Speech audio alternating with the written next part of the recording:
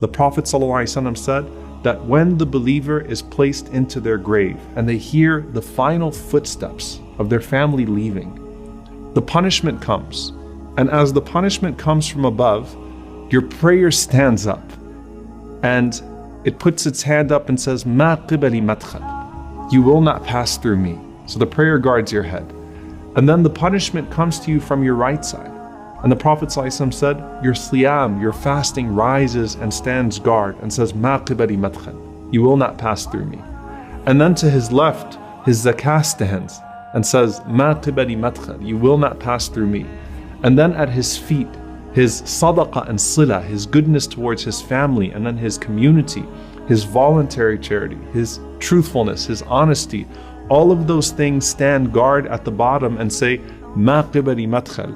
You will not pass through me. And then it's said to him, "Sit up." And he sits up.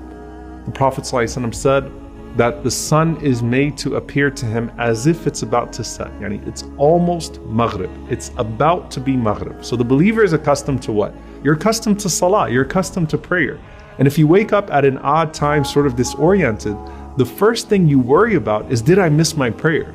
So this person says, "Let me pray." And the angels say, "You'll get to that, but first you have to answer our questions. Man Rabbuk? Who is your Lord? Ma dinuk? What is your religion? Man Nabiyuk? Who is your prophet?" Now the only way you're going to be able to answer who your Lord is if you used to worship him.